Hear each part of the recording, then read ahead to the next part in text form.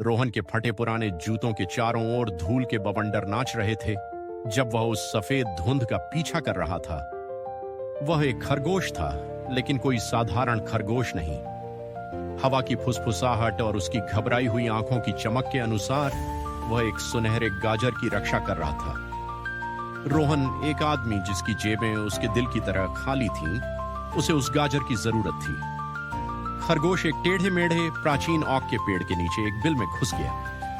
हांफते हुए रोहन ने अंधेरे में झांका। उसे अंदर से निकलती हुई हल्की अलौकिक चमक दिखाई दी। सुनहरा गाजर। उसने अपनी जेब में हाथ डाला। उसकी उंगलियां ने उसकी चाकू की ठंडी स्टील पर बंद हो गई। बाहर आओ छोटे खरगोश, रोहन प्यास और हताशा से भरी कर्कश आवाज में बोला। मुझे सिर्फ गाजर चाहिए। गहराई से एक धीमी कर्कश गुर्राहट गूंजी। दो माणिक जैसी आंखें सुनहरी रोशनी को प्रतिबिंबित करते हुए उसे घूर रही थीं।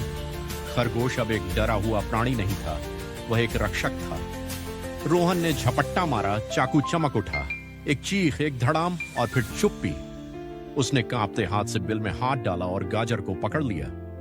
यह एक गर्म सुनहरी रोशनी से धड़क रहा था। उसने इसे बाहर निकाला। उसका दिल धड़क रहा था, लेकिन जैसे ही उसकी उंगलियां उसकी चिकनी सतह पर बंद हुईं, सुनहरी चमक टिमटिमाई, फिर बुझ गई। गाजर, जो कभी वादा किए गए धन का प्रतीक था, अब एक फीका साधारण लाल गाजर था। रोहन ने गाजर को घूरा, फिर धूल में पड़े निर्जीव खरगोश को। उसके कार्यों का बोझ उस पर किसी भी सोने से ज्यादा भारी पड़ गया।